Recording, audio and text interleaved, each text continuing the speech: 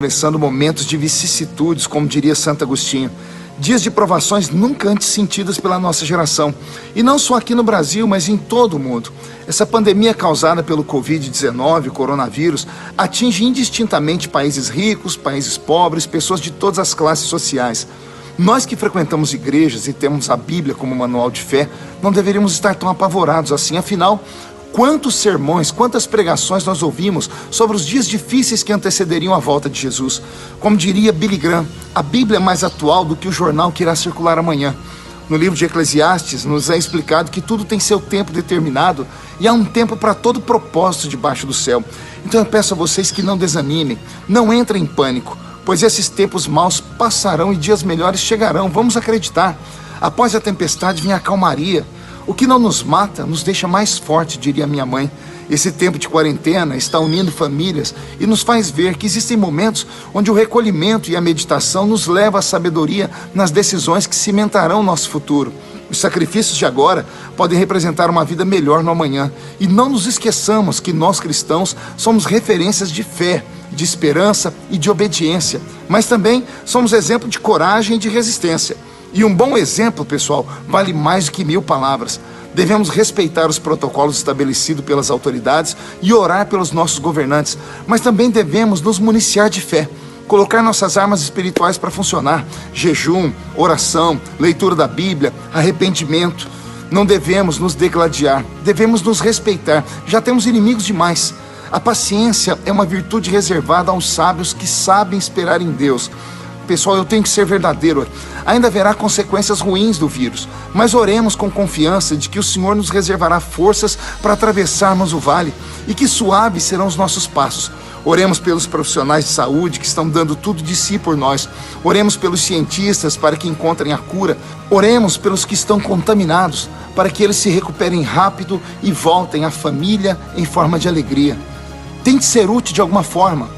Enche as suas mídias sociais de louvores, de palavras de fé e espalhe esperança. Eu termino aqui pedindo a Deus que nos dê a sabedoria de Salomão, a coragem de Daniel e a paciência de Jó e o amor do bom samaritano. Amanhã às 18h30 eu vou fazer o nosso culto online. Eu estarei com um levita cantando e eu estarei ministrando a palavra do Senhor aqui através das minhas mídias sociais. Espero você para cultuarmos juntos, tá bom? Um abraço a todos. Fé. Mateus 16, versículo 18, está escrito assim: pois também eu te digo que tu és Pedro, e sobre esta pedra edificarei a minha igreja, e as portas do inferno não prevalecerão contra ela.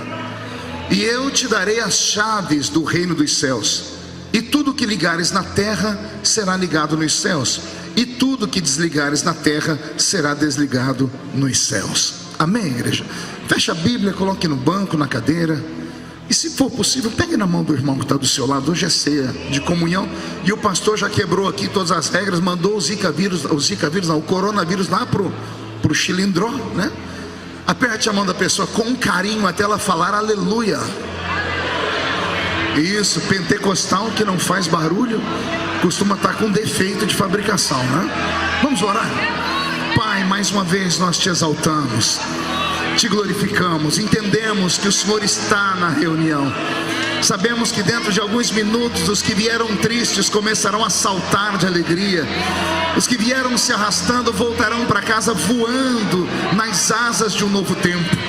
E antes que eu comece a contar a sua palavra, a revelar os seus segredos, cerque esta igreja com a sua glória. E num raio de 5 quilômetros, onde houver um demônio alojado, eu digo a esses demônios para recuarem, porque se não recuarem, serão queimados pelo poder da sua glória, que aqui será derramada.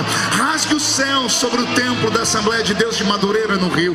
Manda anjos de fogo descerem aqui, que estes anjos desçam trazendo brasas de fogo nas mãos. Comecem a esparramar estas brasas entre nós. E onde houver um crente cheio do Espírito Santo, pega ele nesta manhã, Senhor, e fala conosco, e fica conosco. É o que eu te peço em nome de Jesus. E a igreja diz: os que podem, tomem seu assento aplaudindo a Jesus, porque Ele é bom, porque Ele é maravilhoso. E eu pedi ao Senhor uma palavra para esta manhã de ceia, E Jesus trouxe à minha memória, ao meu coração, o texto que eu li, o texto de Mateus. O versículo que eu li se tornou, ou os dois versículos que eu li, se tornaram um texto áureo da igreja. Há tanta unção nestes versículos que não é preciso nem pregar. Basta você ler o texto que a igreja fica eufórica. Quando Jesus fala para Pedro que esta é a minha igreja e as portas do inferno não prevalecerão contra ela. Se fosse Pedro que tivesse dito isso, a gente teria dúvidas se fosse Mateus ou qualquer um dos discípulos. Mas quem disse é o dono da seara. Quem disse é aquele que comprou esta igreja com seu sangue. Quem disse é o Senhor que criou o universo. Ele mandou um recado para a sua igreja dizendo assim: fique tranquilos, não importa o que você passou ou está passando, no final a vitória é da igreja, porque as portas do inferno não podem prevalecer contra ela. Se pudéssemos ressuscitar hoje aqui alguns comunistas, alguns regimes de governos autoritários que mataram crentes. O comunismo matou mais de 50 milhões de crentes ao redor do mundo. Queimaram bíblias, fecharam igrejas. E eles julgavam que tinham terminado com a igreja. Desde que a igreja nasceu, ela sofre atentados. Do 3º século em diante, depois que Constantino transforma a igreja numa igreja estatal, aí que o inferno ficou feliz. Por séculos a fio a igreja oscilou. Ela ora estava em cima gritando, ora ela estava aqui embaixo em silêncio. E tentaram nos calar. Mas olha que interessante, passou o comunismo, passaram os reinos. Mussolini está debaixo da terra, Hitler está debaixo da terra, e a igreja está caminhando, aguardando o grande dia do arrebatamento. E como eu sempre digo e amo dizer isso, se a trombeta do arrebatamento tocasse agora, e daqui de Madureira só 2 crentes subissem, um eu tenho certeza que sou eu. Quem é o outro? Vem junto, deixa eu ver. Por que esta certeza? Porque esta é a minha igreja, e as portas do inferno não prevalecerão contra ela. Você acredita nisso? Agora eu queria ir um pouquinho mais fundo no texto, porque quando Jesus vai dar esse ensinamento, ele toma os seus discípulos de assalto e faz a mente deles pensar. Jesus era hábil em provocar inteligência nas pessoas, ele mexia com o sentimento das pessoas, né, pastor Dirceu? Jesus tinha essa habilidade. Nesse encontro aqui de Jesus acontece um fenômeno, e eu quero levar vocês para o fenômeno. Jesus, sempre que terminava uma cruzada, uma grande empreitada evangelística, ele se reunia com seus discípulos para passar a limpo como foi a cruzada, para deixar ali para eles uma palavra, um ensinamento, ver o que eles aprenderam, absorveram daquilo. Aqui em Mateus 16 é isso que está acontecendo. Só que interessante que nesse dia Jesus não reuniu os 12 e falou direto para eles. Nesse dia ele resolveu usar um dos discípulos como modelo, como exemplo. E quando Jesus, eu imagino ele sentado com os 12 dizendo assim: gente, hoje eu quero dar um ensinamento, mas eu vou usar um de vocês como exemplo. E eu fico imaginando entre eles o coração acelerado, falando: quem será? Será que ele vai usar João, Mateus? E de repente Jesus diz: eu quero aqui falar com Cefas, quero falar com Pedro. Pedro, fique de pé. E eu imagino que quando Pedro vem para perto de Jesus, os 11 que ficaram lá já começaram a murmurar, né? Porque o bom crente que se preza é um murmurador em potencial, né? E eu imagino todo mundo dizendo: lá vai Pedro, o que ele fez dessa vez? Porque Pedro é o discípulo improvável, Pedro é o discípulo estranho, Pedro é o discípulo que fala mais do que o homem da cobra, Pedro é o discípulo que mais deixou Jesus em saia justa durante o seu ministério, Pedro é o discípulo que mais errou, todavia foi o que mais tentou acertar, talvez por isso tenha errado muito. E todas as vezes que Jesus ia falar com Pedro, o constrangimento era geral. Vocês conhecem a história de Pedro na Bíblia. Vocês devem se lembrar aqui que Jesus estava havia enviado os discípulos para o meio do mar, ele ficou do outro lado da praia, e ele resolveu caminhar no meio da madrugada, em cima das águas. E se você olhar para o barco agora, você vai ver ali 12 discípulos atracados com o mastro do navio, do barco, olhando para o meio da tempestade e vendo um vulto branco caminhando lá no meio, e todo mundo gritando: gente, é Iemanjá que está vindo ali, ó. É Poseidon, é um demônio, é um espírito maligno. E de repente, lá do meio daquela tempestade, uma voz suave e forte ao mesmo tempo diz: sou eu. Não é um fantasma, não sou um demônio, não sou um mestre dos mares, sou eu, o Salvador, o amigo de vocês. E no meio dos 12, apenas um grita: se és tu, me manda ir ter contigo. E do meio da tempestade vem aquela voz: vem, Pedro. Eu imagino Pedro se soltando, saindo: gente, me dá licença. Estava todo mundo agarrado no mastro, ele está me chamando e todo mundo dizendo: Pedro, você é maluco? Você está vendo que é um fantasma? Pedro: não, eu conheço a voz dele. Interessante, aqui João, que era mais íntimo de Jesus, não reconheceu a voz dele, mas o Pedro reconheceu. E se eu conheço Pedro, ele não tinha nenhum tipo de equilíbrio. Jesus falou: vem. Ele já saiu de perto de todo mundo, colocou a mão do lado do navio, do barco, e pulou no meio das águas. Se fosse um discípulo mais equilibrado, teria jogado uma escada, descido, pisado na água para ver se estava sólida, fazendo um teste para depois caminhar. Mas Pedro não. Pedro era autêntico, Pedro era sanguíneo, e pelo que eu li um pouquinho do seu temperamento, era colérico depressivo ainda. Ele salta no meio das águas de uma só vez. 11 discípulos correm para ver Pedro afundar, e quando olham está Pedro parecendo um surfista, equilibrado no meio das águas. E ele dizendo: eu não falei que era ele? Até aí tudo bem, ele é o meu herói. Só que o meu herói começa a andar, e daqui a pouco ele começa a afundar. E todo mundo põe a culpa em Pedro, mas se você ler o texto, você vai ver que a culpa foi do vento. Porque a Bíblia diz que o vento soprou para um lado e Pedro foi limpar o rosto, tirando o cabelo. Ele viu onde ele estava, ele viu a loucura que ele fez. Ele viu um mar revolto. Não duvido que ele tenha visto lá algum tipo de peixe gigante, ou lembrado das histórias de espíritos no meio das águas, porque ele era pescador. E quando ele olha para o vento, ele perde o foco e ele começa a afundar. Jesus é tão querido que apressa o passo, segura Pedro. E naquele momento Jesus falou uma palavra, estava muito perto do barco, todo mundo escutou. Jesus disse: Pedro, homem de pouca fé. Pronto, matéria suficiente para os 11 passarem a vida toda chamando Pedro de homem de pouca fé. Agora eu fico imaginando, se Pedro, que pulou nas águas de madrugada, era um homem de pouca fé, e os que ficaram dentro do barco com medo do fantasma?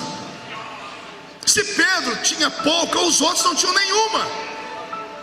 Eu queria que você imaginasse a cena agora: Jesus e Pedro subindo no barco, Pedro se enxugando, e os discípulos falando: Senhor, perdoa Pedro, o Senhor sabe como é que ele é, né? Ele é desse jeito aí, ó. E daqui a pouco Pedro pedindo a palavra, dizendo: Jesus, posso dar uma palavra? Diga, Pedro. Eu quero pedir desculpa, porque toda vez que alguém contar essa história no mundo, vão dizer que eu afundei. E todo mundo dizendo: é verdade. Só que eu imagino um Pedro Peralta abrindo um sorriso de canto de boca e dizendo assim: só que toda vez que alguém contar a história de que homens quebraram a lei da gravidade e pisaram em cima das águas, vão lembrar que um é o Senhor, mas o Senhor veio lá de cima, né? O outro sou eu, 100% homem. E eu imagino os discípulos dizendo: mas afundou Pedro. E Pedro gritando: mas eu andei. E todo mundo insistindo: mas afundou. E ele: mas eu andei. Mas afundou, mas eu andei.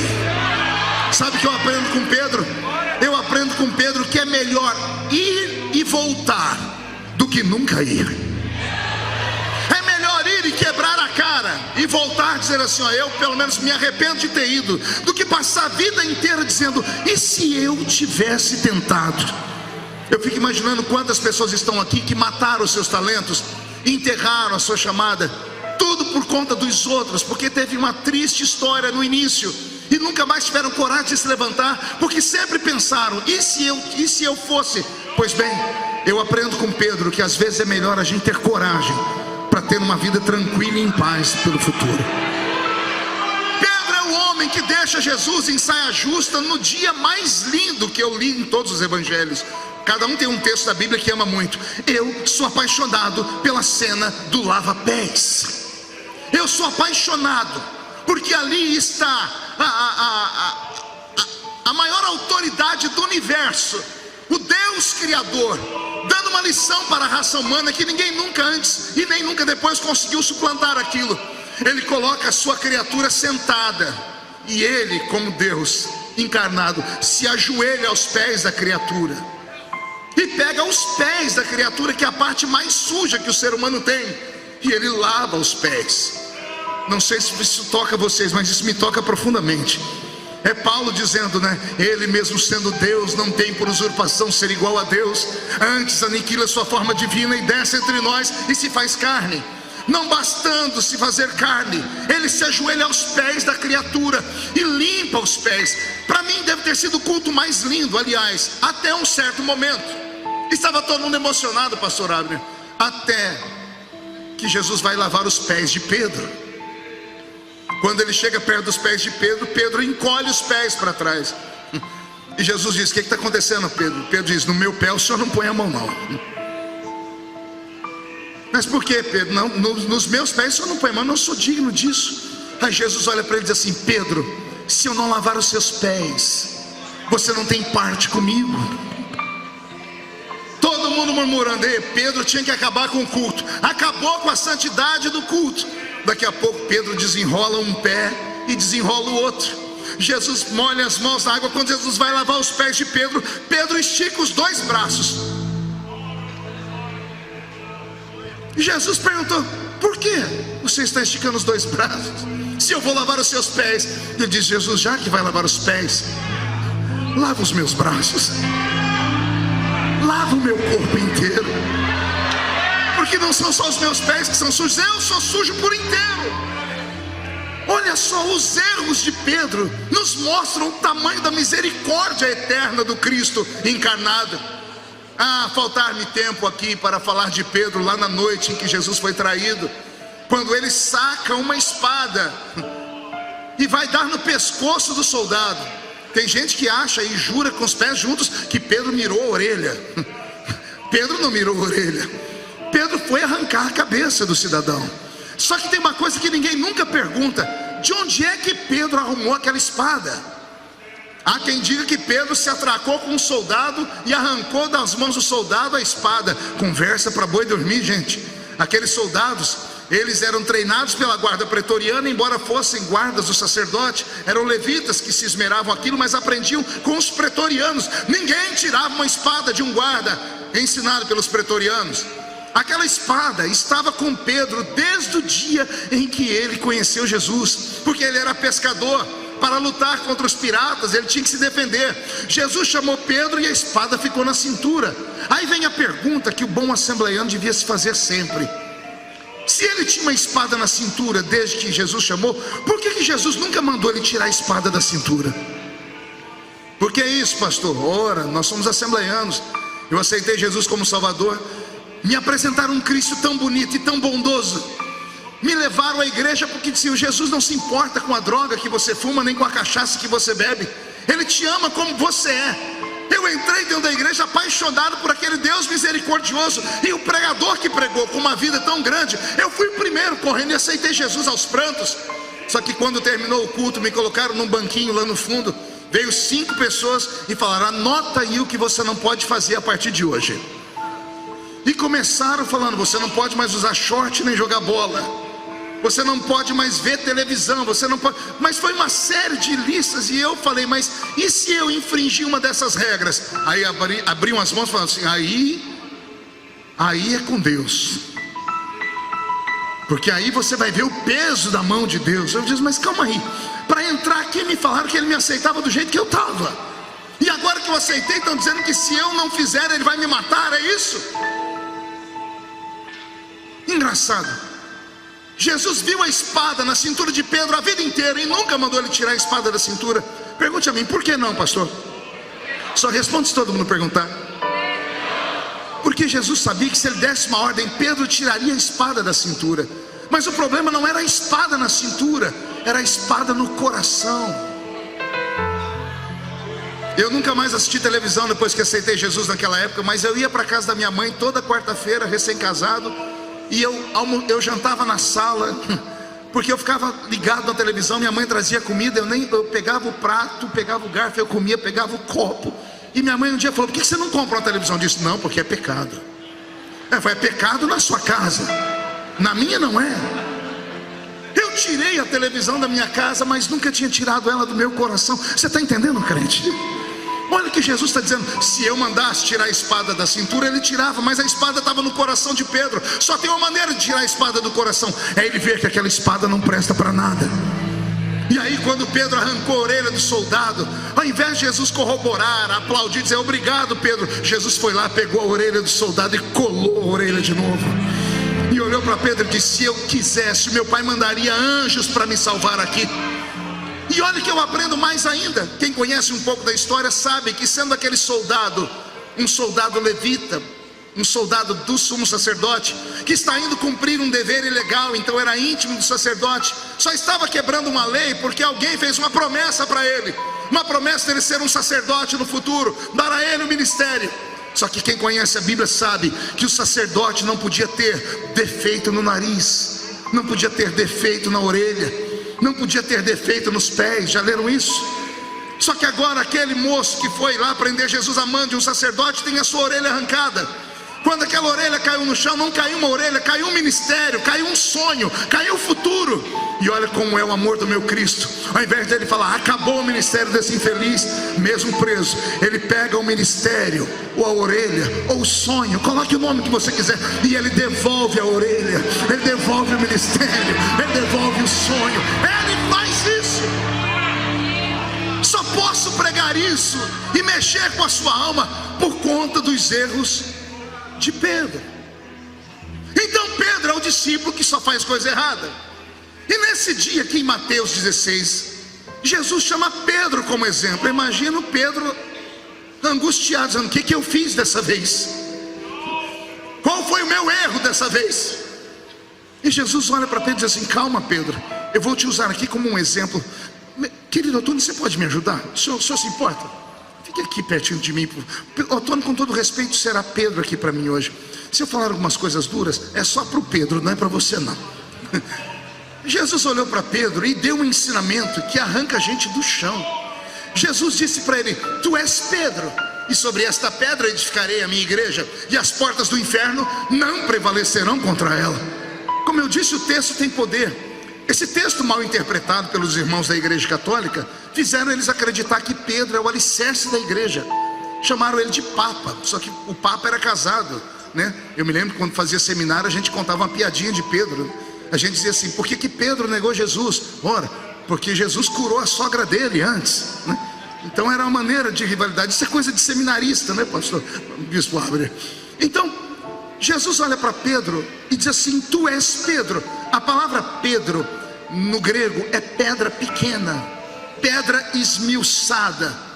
Pedra esmiuçada é areia, e areia não dá para alicerçar nada nela. O homem que alicerçou a casa na areia, veio o vento e derrubou. Então Jesus está dizendo: Pedro, tu és uma coisa insignificante, tu és uma pedra pequena, tu és areia, tu és uma coisa que não presta para muita coisa. Preste atenção na minha voz e na minha mão. Tu és Pedro. Tu és uma pedra que não presta para nada, uma pedra pequena, areia, esmiuçada. Mas sobre esta pedra,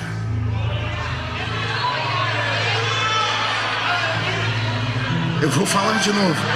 Tu és uma pedra que não presta para nada, mas sobre esta pedra, a rocha de esquina, a pedra angular, a rocha de Meribá, aquela que seguiu Israel e dava água para ela beber todo dia, a rocha que está aqui nesta manhã, porque todos nós bebemos essa fonte, ele é a pedra. Olha Jesus dizendo: tu és uma pedra, Pedro, que não presta para nada, mas sobre esta rocha, respire fundo e não se escandalize, sobre esta rocha eu edificarei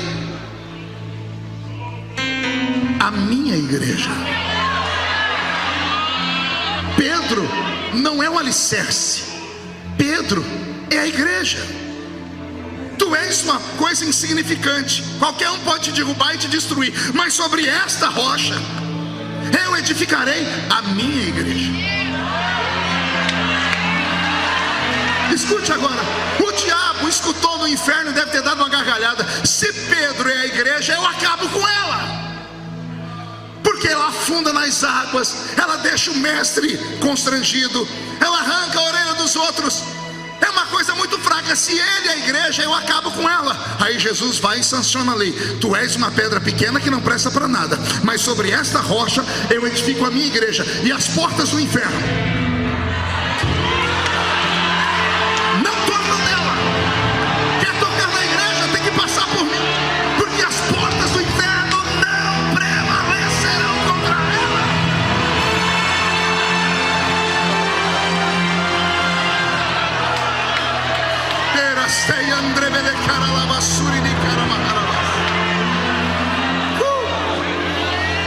Ei, você precisa saber quem você é nesta manhã.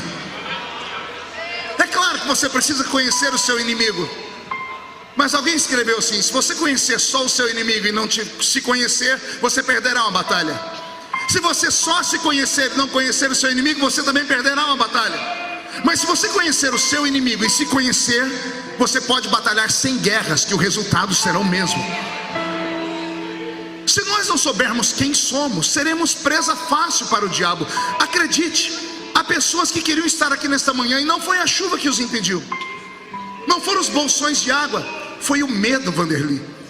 O medo de tocar em algo muito santo e saber que na mente dele, ele é um indigno, é uma pessoa que errou, e alguém tinha que chegar no ouvido dessa criatura e falar assim: você pecou, nossa, você não me escandaliza em nada, porque você não é Deus, você não é anjo, e houve um tempo em que até os anjos pecaram, você é só um ser humano.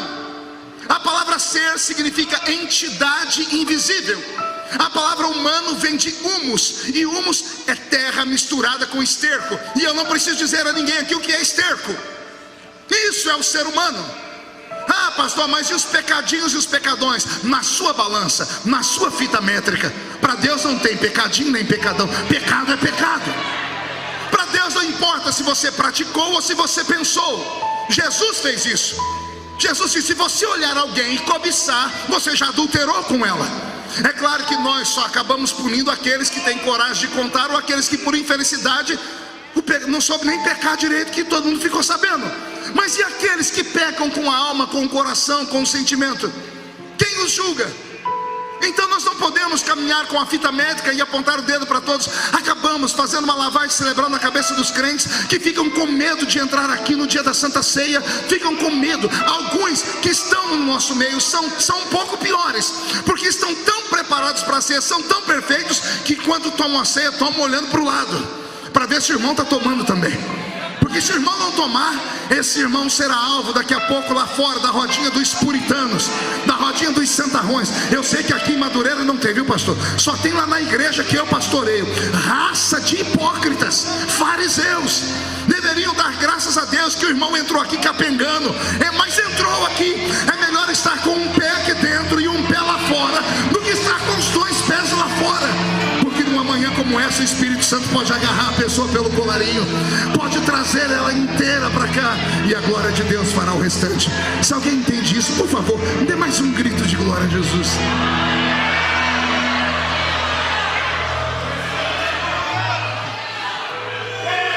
Eu me emociono quando prego sobre Pedro, porque eu não poderia me comparar a João. Se eu perguntasse aqui, qual dos 12 discípulos vocês gostariam de ser se estivesse naquele dia? Ninguém ia querer ser Judas. Mas até Judas precisa ser estudado, porque Judas acreditava que Jesus era um Messias diferente. Judas não traiu Jesus porque era só um mau caráter. Ele se escandalizou, ele se decepcionou. E será que Judas é o único crente que se decepciona com Jesus no meio do caminho? Eu enterrei um filho, e junto com meu filho eu enterrei a minha fé por meses, porque eu achava que Deus tinha sido injusto. Eu me decepcionei com ele. Talvez se ele voltasse naquele tempo eu não teria ido para o céu. Então nós não podemos julgar as pessoas por um único momento, porque ninguém sabe o que está acontecendo dentro da criatura. Ontem eu pregava aqui em Duque de Caxias de tarde, pastor. Eu contei uma história, falei para os irmãos, quando eu era jovem pregador, né, bem assembleiano, alguns aqui me conheceram nessa época. Eu pulava, gritava, eu encarnava um Bruce Lee no púlpito. Eu dava uns golpes de Kung Fu, pastor, só Jesus na causa, né? Era o meu jeito, eu era expansivo, eu era jovem. E eu só ficava feliz quando eu via a igreja ir às alturas, pulando e gritando, porque eu fui ensinado assim. E eu me lembro que num culto eu preguei, e Jesus desceu na igreja, e tinha uma irmã sentada bem na minha frente. Ela parece que tinha sido colocada ali para me desafiar. Eu falava, fica em pé, ela não ficava. Levante a mão, ela não levantava. Olha por irmão, ela não olhava. Dá glória a Deus, ela não dava. Eu tirei um chicote daquele tamanho que só pastor assembleiano tem, e eu criei alguns jargões que hoje às vezes eu me arrependo. Eu falava assim: o irmão do seu lado é tão frio que se você ficar 5 minutos perto dele, pega um resfriado. Criei essas coisas. Naquele dia, quando terminou o culto, aquela mulher veio pedir oração para mim.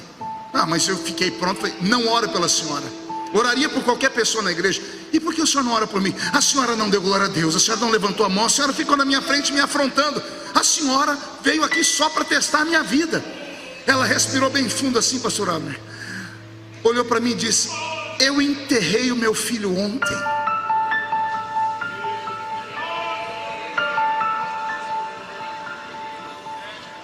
O meu filho tomou um tiro na cabeça. Não era para eu estar aqui, mas quando me disseram que um homem de Deus ia pregar, eu vim aqui em busca de ajuda. E ela falou: eu queria dar glória a Deus, mas a minha boca não funcionava. Eu queria levantar os braços, mas eu não tinha força. Eu só vi o meu filho deitado no caixão, os meus sonhos sendo enterrados. Me perdoa, pastor. Eu caí de joelhos aos pés dessa mulher. E eu falei: me perdoa, senhora, porque hoje eu aprendi que tem gente que não dá glória a Deus no culto, não é porque não quer, não é porque está afrontando, é porque só Deus e a criatura sabe o vale que está passando. A maturidade nos ensina. Quando eu olho para Pedro, eu vejo alguém improvável. Como eu disse para vocês, eu queria ser um João da vida, ter paciência, ter equilíbrio, ter uma palavra revelada. Já leu o Evangelho de João? No princípio era o verbo era Deus, o verbo estava com Deus. Eu queria ser um Mateus, estudado na Universidade de Jerusalém, mestre em economia. Eu queria ser um André, politizado, um Felipe, 10 vezes mais politizado do que um André. Mas eu não dava conta de me comparar a nenhum deles. Mas quando eu olho para Pedro, eu digo: aqui dá para ser. Eu sou Pedro. Eu erro tentando acertar. Eu afundo querendo ficar de pé. Eu erro quando eu queria não errar. E quando eu vejo Jesus pegar um Pedro e falar: Pedro, eu não vou fazer isso com João nem os outros, porque eles não precisam. Eu tenho que exaltar a quem é humilhado. Aí Jesus põe Pedro, o crente mais fraco que ele tem, e diz: você é a minha igreja. Não, você não entendeu, eu vou repetir: você é a minha igreja. Eu costumo dizer lá na igreja que eu pastorei que quem precisa da Santa Ceia é crente fraco. O forte não precisa da ceia, pode ficar em casa. Ele deu conta de vencer o diabo sozinho. Subiu o monte, desceu o monte, jejuou, orou, pregou, ganhou almas. Ele precisa da ceia para quê? Agora quem precisa da ceia é aquele que capengou, é aquele que chegou aqui arrebentado, acusado pelo diabo. Até porque um dos símbolos da ceia é o vinho, e o vinho representa o sangue. E o sangue presta para quê? Para purificar, para perdoar os pecados. Mas aí o pecador não pode tomar o sangue, porque ele é pecador demais. Ah, meu Deus do céu, que Deus esta manhã nos visite, e que Ele pegue todos os Pedros aqui, coloque debaixo do braço, e diga para o diabo: você não pode tocar em Pedro, porque ele é a minha igreja, e as portas do inferno não prevalecerão contra ela. A maturidade vai nos dando ensinamentos. Alguns anos atrás eu pregava aqui no Rio de Janeiro, e eu encontrei no almoço um pastor Ezequiel, que era o líder lá da igreja Cara do Leão, Ezequiel Teixeira, grande amigo. Trocamos telefone. 2, 3 semanas depois, o pastor Ezequiel deu uma ligadinha e falou: Marco, sei que você tem um grupo de oração, ora por nós aqui. Eu falei: ora. O que aconteceu, pastor? Roubaram a nossa igreja, entraram de noite, levaram os instrumentos, roubaram tudo. Aí eu dobrei meu joelho no hotel e comecei: Jesus, estou orando pela igreja do pastor Ezequiel, porque roubaram a sua igreja. Quando eu disse roubaram a sua igreja, eu não sei se você acredita que Deus fala. Pastor Abner, o meu corpo tremeu. E o senhor disse: impossível. E eu disse: não estou entendendo. Eu falei: roubaram a igreja. O senhor disse: impossível. E o Senhor falou comigo: roubaram o templo. A igreja não pode ser roubada. Roubaram o templo feito por mãos humanas. E eu disse: o Senhor não deixou o seu anjo lá para guardar a igreja? Ele disse: não era a minha igreja, era o templo. Tudo que tem lá o dinheiro pode comprar. Eu vou botar um anjo lá para guardar o que? Banco, parede, instrumento? Anjo tem mais o que fazer. Banco não tem boca para gritar, parede não tem voz para falar aleluia. O anjo guarda a igreja. A igreja que anda, a igreja que deita, a igreja que dorme, a igreja que vai. Esta é a minha igreja, e as portas do inferno não prevalecerão contra ela. Eu estava pregando em Toronto, no Canadá, alguns anos atrás, e a igreja que nos hospedou era uma igreja linda, estilo gótico, uma igreja evangélica italiana, estava lá há 200 ou 300 anos, e a igreja brasileira que fez essa festa alugou o templo. E nós colocamos lá, acho que umas 200, 300 pessoas na época. E eu preguei com muita vitalidade. Eu nunca tinha pregado numa igreja bonita como aquela. Aí eu preguei, e quando terminou o culto, o pastor pegou o microfone e disse: pastor Marcos, o senhor vai levar isso para a história. O senhor é um pregador que tem a graça de contar que o senhor pregou no último culto de uma igreja. E eu perguntei ao pastor: não estou entendendo. Ele disse: esta igreja não será mais igreja a partir de amanhã. Os donos da igreja negociaram ela, porque tinha um campus universitário muito grande. Eles negociaram ela e venderam a igreja por 6 milhões de dólares canadenses. Eu disse: e venderam por quê? Ele disse: porque no auge ela tinha 1.500 membros. Depois de 200, 300 anos, sobraram aqui 5, 6 crentes, e eles não dão conta de pagar o imposto. Então chegaram à conclusão que tinham que vender o templo, alugar um salãozinho menor e sobreviverem. Me deu uma tristeza tão grande, que eu nunca tinha pregado num velório de igreja, porque aquele foi um velório. Eu saí pela lateral da igreja e fui lá fora e tirei uma foto da igreja, uma igreja alta, cinza. Para ajudar, estava nevando, Bispo Abner. Aí ficou tudo sorumbático, né? Ficou tudo triste em potencial. Aí eu tirei uma foto. Quando eu tirei a foto, eu vi o nome da igreja. Eu falei: meu Deus, essa igreja faliu. Aquele tremor veio sobre meu corpo de novo. E o Senhor falou comigo: a minha igreja não pode falir. Eu disse: mas esta faliu. O Senhor disse: faliu a agremiação religiosa, faliu a instituição. E se você for lá no cartório, tem um homem que é o dono dessa instituição.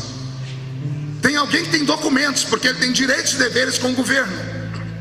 Procure se tem o meu nome no cartório como dono dessa instituição. E o Senhor então começou a colocar no meu coração, explicando que a verdadeira igreja é aquela que às vezes nós nem damos bola para ela, nós maltratamos ela.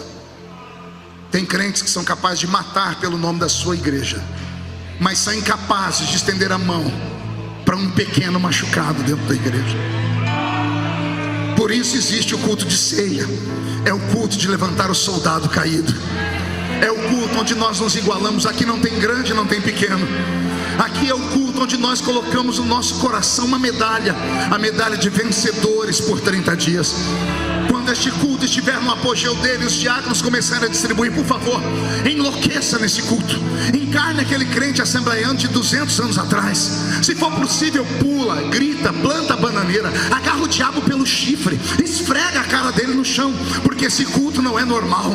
Quando ele terminar, você vai sair por aquela porta escoltado pelos anjos, e o Senhor te acompanhará até a sua casa, porque hoje será conhecido como um grande dia da sua grande vitória. Alguém acredita nisso aqui? Então, perdoe o meu abuso, porque embora seja pastor, o espírito de evangelista ainda está em mim. Levante a mão direita para o céu, por favor, chacoalhe ela. Consegue colocar no ombro de quem está do seu lado, com todo respeito? Isso, agarre esse soldado para mim. Chacoalha ele, por favor, mas chacoalha com vontade. E diga para ele: Deus te trouxe aqui para isso, para sacudir você, soldado, para sacudir a sua chamada, o seu ministério, a sua vocação, para sacudir a sua salvação. Eu não estou pregando para um grupo de derrotados, eu estou pregando para homens e mulheres que nasceram crentes da sua vitória. Quem perdeu nesta manhã foi o diabo. O diabo teve que pegar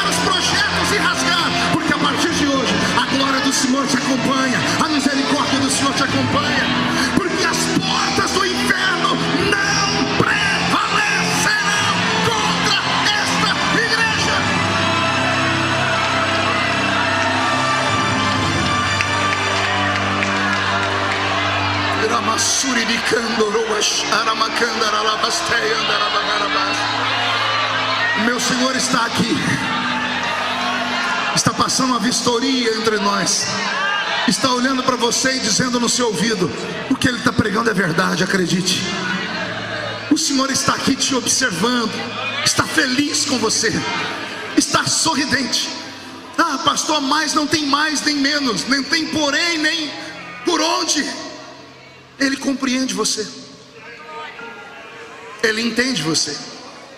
Eu encerro aqui fazendo um questionamento.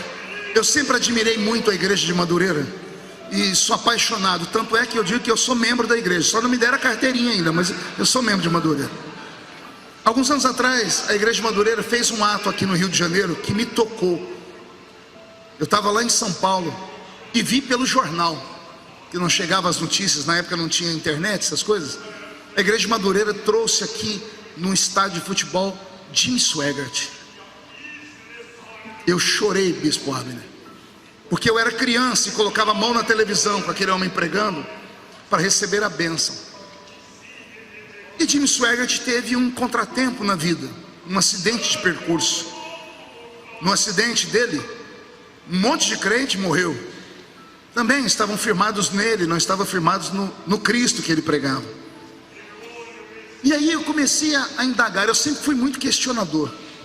E eu falei assim: Jesus, o Senhor sabe tudo, passado, presente e futuro, sim ou não, igreja?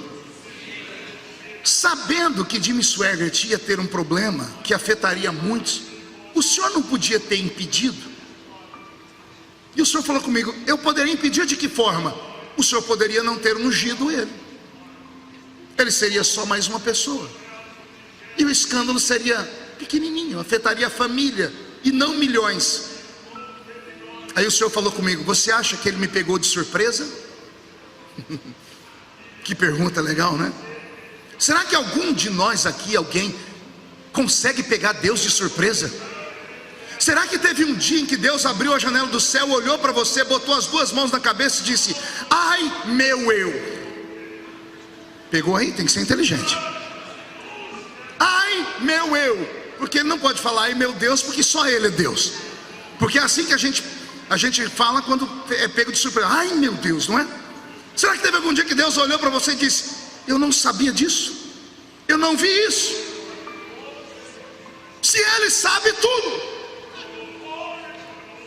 Imagine você andando pela rua, vê um mendigo e seu coração fica com compaixão, diz: vou colocar dentro da minha casa. Só que de repente a sua visão de profeta se abre e você vê ele no futuro estuprando a sua filha, roubando seus bens, matando a sua esposa. Você colocaria a pessoa dentro da sua casa? Seja sincero, sim ou não? Não, por quê? Porque ninguém vai colocar um bandido na sua casa. Pois bem, ele faz.